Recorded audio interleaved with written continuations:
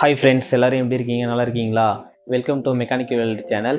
நம்ம இன்றைக்கி எதை பற்றி பார்க்க போகிறோன்னு பார்த்தீங்கன்னாக்கா, ஏசியில் இருக்க பைப் லைன்லாம் காப்பர் பைப் வந்து எப்படி யூஸ் பண்ணணும், ஒரு வீட்டிலேருந்து ஒரு வீட்டுக்கு மாற்றும் போது எப்படி எப்படிலாம் பயன்படுத்தணும், எப்படி எப்படிலாம் பைப் என்னென்னலாம் ஆகும் அப்படின்றத பற்றி தான் நம்ம இந்த வீடியோவில் பார்க்க போகிறோம். வாங்க வீடியோக்குள்ளே போகலாம். நம்ம புதுசாக ஏசி வாங்கும்போது இந்த மாதிரி ரோல் போட்டு ஸ்லீவ் போட்டு தான் ஏசியில் எப்பயுமே பைப் வரும். இது வந்து பார்த்தீங்கன்னாக்கா 1 டன் ஏசியோட பைப். இது வந்து குவார்டர் பைப்புன்னு சொல்லுவாங்க. இது வந்து பார்த்தீங்கன்னாக்கா 3/8 பைப்புன்னு சொல்லுவாங்க. இது வந்து 1 டன்னுக்கு யூஸ் பண்ணுற பைப்பு. இப்போ வந்து நம்ம வீடுங்களில் இது வந்து பார்த்தீங்கன்னாக்கா நீட் வந்து பார்த்தீங்கன்னா கரெக்டாக ஒரு 10 அடி வரும். 3 மீட்ரு கொடுத்துருப்பாங்க. 2 பைப்பே வந்து 10 அடி தான் கொடுத்துருப்பாங்க. தேவைப்படுது இல்லை ஒரு 5 அடி தான் தேவைப்படுது அப்படின்னும் போது என்ன பண்ணுறாங்கன்னா, ஒரு சில பேர் பாதி பைப் வந்து கட் பண்ணிடுறாங்க. அந்த மாரி வந்து கட் பண்ணக்கூடாது. இந்த இதில் கொடுத்துருக்க பைப்பை கம்பல்சரி நீங்கள் போடுங்க. ஏன்னா வந்து கேஸோட சர்க்குலேஷன் ஒழுங்காக இருந்தால் மட்டும்தான் ரூம்குள்ளே கூலிங் எப்பயுமே நல்லா வரும். இந்த பைப்பை நீங்கள் கட் பண்ணுறது மூலிமா ரூமில் வந்து பார்த்தீங்கன்னாக்கா கூலிங் வந்து உங்களுக்கு வந்து ஏறாது. அடிக்கடி வந்து கட் ஆஃப் ஆக ஆரம்பிச்சிடும் கம்ப்ரெஸரு. அதனால் வந்து மோஸ்ட் ஆஃப் எல்லாருமே வந்து ஃபுல் பைப்பை யூஸ் பண்ணுங்கள். அதே மாதிரி வந்து பார்த்தீங்கன்னாக்கா ஒரு சில வீடுங்களில் நம்ம வீடு ஷிஃப்ட் பண்ணும்போது இந்த பைப் வந்து பார்த்திங்கன்னா ஒரு வாட்டி ரோலில் இருந்து பிரிச்சுட்டிங்கன்னா, அதாவது எப்படின்னாக்கா இந்த மாதிரி இருக்க பைப்பை இந்த மாதிரி ஸ்ட்ரைட் பண்ணிட்டீங்கன்னாக்கா மறுபடியும் வந்து இந்த மாதிரி ரோல் பண்ண முடியாது பைப்பை. ஏன்னா பார்த்தீங்கன்னாக்கா இந்த காப்பர்ன்றது வந்து பார்த்தீங்கன்னாக்கா நீங்கள் இப்படி வளைச்சிங்கனாக்கா இது வந்து பிஞ்ச் ஆகும். ஓகேங்களா? இது வந்து மடங்கக்கூடிய தன்மை உடையது. அதனால் வந்து இது வந்து உடனே வந்து உடஞ்சிரும் இது. சரிங்களா? பைப் வந்து கொஞ்சம் சின்னதாக இருக்கும்போது ஓரளவுக்கு நம்ம சைஸ் வந்து பெருசாக நம்ம இப்படி வந்து ரோல் பண்ண முடியாது. ரோல் பண்ணிங்கன்னா வந்து பார்த்திங்கன்னா பிஞ்ச் ஆக ஆரம்பிச்சிடும். சரிங்களா? அதனால் வந்து பைப்பை வந்து மோஸ்ட் ஆஃப் ரோல் பண்ணி வச்சு எப்படி யூஸ் பண்ண முடியுமோ, ரோலை வந்து ஃபுல்லாக பிரிக்காமல் எப்படி யூஸ் பண்ண முடியுமோ அப்படி யூஸ் பண்ணுங்கள். இல்லை ஒரு சில இடத்துல வந்து நம்மளுக்கு ஃபுல்லாக நம்ம யூஸ் பண்ணி தான் ஆகணும், நீட்டாக தேவைப்படுது, ஒரு 10 அடிக்கு நம்ம அவுட்டோர் எட்ட போகுது அப்படின்ற பட்சத்தில் நீங்கள் யூஸ் பண்ணுங்கள், ஒன்றும் பிரச்சனை இல்லை. பட் ஆனால் வந்து பார்த்திங்கன்னா அந்த ரோல்லேருந்து நீங்கள் நீட் ஆக்கிட்டீங்கன்னாக்கா, ஸ்ட்ரைட் ஆகிட்டீங்கன்னாக்கா மறுபடியும் வந்து ரோல் பண்ண முடியாது. சரிங்களா? அப்படி ரோல் பண்ணிங்கன்னா டேமேஜ் ஆகும், பிஞ்ச் ஆகும். அதனால் நீங்கள் அடுத்த வாட்டி போடும்போது ஏசியில் வந்து கேஸ் சர்க்குலேஷன் வந்து ஒழுங்காக போகாது.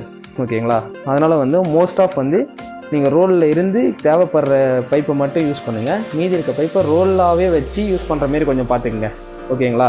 பேக் என்ட்ரின்றது வந்து பார்த்தீங்கன்னாக்கா பின்னாடி பக்கமாக ஹோல்ஸ் போட்டு இண்டோர் உள்ளாரே ஹோல்ஸ் மறையிற மாதிரி இண்டோர் வந்து ஃபிட் பண்ணுவாங்க. 1.5 டன் ஏசியில் வந்து ஒரு குவார்டர் பைப்பு ஒரு ஆஃப் பைப் வரும்.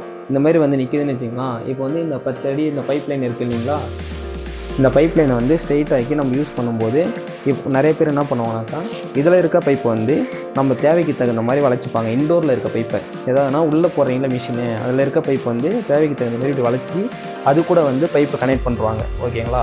அது கூட வந்து பைப் இப்படி கனெக்ட் பண்ணி எடுத்துகிட்டு போகிற மாதிரி பண்ணுவாங்க. மோஸ்ட் ஆஃப் அந்த மாதிரி பண்ணாதீங்க. நெக்ஸ்ட் டைம் ஏதாவது ஒரு சர்வீஸோ இல்லை நீங்கள் வீடு காலி பண்ணி போகிறீங்க அப்படின்னாக்கா இந்த பைப்பை ஒரு வாட்டிக்கு 2-3 வாட்டி இந்த மாதிரி மடக்கி எடுத்திங்கனாக்கா இந்த மாதிரி பிஞ்சாக விடும். பிஞ்ச் ஆகிடுச்சுனாக்கா கிராக் விழுதுனாக்கா கேஸ் வந்து லீக் ஆகிடும். ஓகேங்களா? அது இல்லாமல் பார்த்தீங்கன்னாக்கா பைப்பும் டேமேஜ் ஆகிடும். இங்கே பாருங்கள், இதெல்லாம் வந்து பார்த்தீங்கன்னா காப்பர் பைப்புன்றது வந்து பார்த்தீங்கன்னாக்கா ஒரு 2 டைம்ஸ் வந்து நீங்கள் மடக்கி நிமித்தினீங்கனாக்கா இந்தமாரி பிளாக் ஆகிடும். இந்தமாரி வந்து ஓப்பன் ஆகிடுச்சுனாக்கா உங்களுக்கு வந்து கேஸ் எல்லாமே ரிலீஸ் ஆகிடும். அது இல்லாமல் வந்து பார்த்தீங்கன்னாக்கா இப்படி மடங்கி இருந்தாலுமே கேஸ் வந்து சர்க்குலேஷன் ஆகாது. சரிங்களா? அதனால் வந்து எப்பயுமே வந்து பார்த்தீங்கன்னாக்கா பைப்பு போடும்போது ப்ராப்பர் இன்ஸ்டாலேஷன் எப்படி பண்ணணுன்னாக்கா நீங்கள் பெண்டர் வச்சு தான் யூஸ் பண்ணணும். பைப்பு எதாக இருந்தாலும் வளைக்கும் போது இந்த மாதிரி யூ ட்ராப் பண்ணி தான் நம்ம வந்து எப்பயுமே வந்து ஃபிட் பண்ணணும். ஏசியில் அவுட்டோரில் ஃபிட் பண்ணும்போது அவுட்டோருக்கு to indoor pipe line connect பண்ணும்போது இண்டோரில் இருக்க பைப் லைனுக்கு எப்பயுமே யூ ட்ராப் போட்டு தான் வந்து ஃபிக்ஸ் பண்ணணும். ஓகேங்களா? இந்த யூ ட்ராப் வந்து பெண்டரில் போட்டது, இது அவுட்ரு பெண்டர் சொல்லுவாங்க. இது வந்து இந்த பெண்டரில் போட்டால் தான் இந்த அளவுக்கு ஷேப் வந்து கரெக்டாக இருக்கும். எல்லா டெக்னீஷியன் இதெல்லாம் வச்சு யூஸ் பண்ணுறதுல கையாலே மடக்கிறாங்க. கையால் மடக்கினீங்க அப்படின்னா தான் இந்தமாரி ரவுண்ட் பண்ண நினச்சாலோ ஏதாவது பண்ண நினச்சாலும் இந்தமாரி பிஞ்ச் ஆகிடும். ஓகேங்களா? இதனால் என்ன ஆகுனாக்கா கேஸ் சர்க்குலேஷன் ஒழுங்காக இருக்காது, பைப்பும் டேமேஜ் ஆகிடும், உங்களுக்கு கூலிங்கும் அந்தளவுக்கு எஃபெக்ட் வராது. சரிங்களா?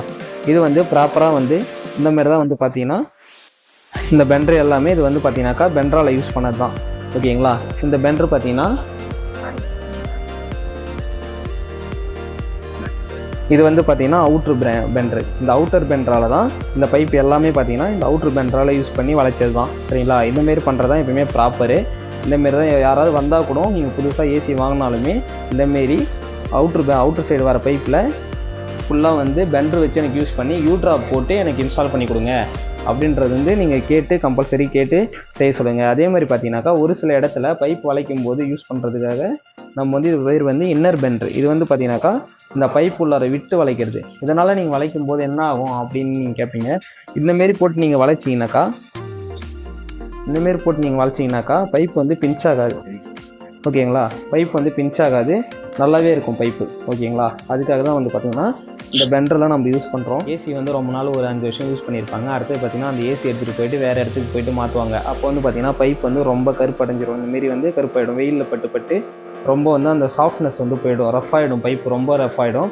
இப்போ வந்து இந்தமாரி சாஃப்ட்னஸாக புது பைப்பாக இருக்கும்போது ஓரளவுக்கு வளைஞ்சி கொடுக்கும், நல்லா கொஞ்சம் சாஃப்டாக வரும். இந்தமாரி வந்து பார்த்தீங்கன்னாக்கா கருப்படிஞ்சு ரொம்ப கருப்பாயிடுச்சுனாக்கா இது நீங்கள் இப்படி மடக்கினாலே வந்து பிஞ்ச் ஆகிடும். இதெல்லாம் மோஸ்ட் ஆஃப் வந்து பார்த்தீங்கன்னாக்கா நீங்கள் பெண்டர் வச்சு யூஸ் பண்ணால் மட்டும்தான் நல்லா உங்களுக்கு வளைஞ்சி கொடுத்து நல்லாவே ரெடி ஆகும். இல்லைனா பார்த்தீங்கன்னாக்கா நீங்கள் வேறு பைப் புது பைப் வாங்கி, பைப் வந்து ரொம்ப காஸ்ட்லி, அதனால் வந்து பார்த்தீங்கன்னாக்கா கொஞ்சம் சேஃப்டியாக வச்சு யூஸ் பண்ணணும். அதுக்காக தான் மெயினாக வந்து பைப் வந்து நீங்கள் எக்காரணத்தை கொண்டும் குறைக்காதீங்க.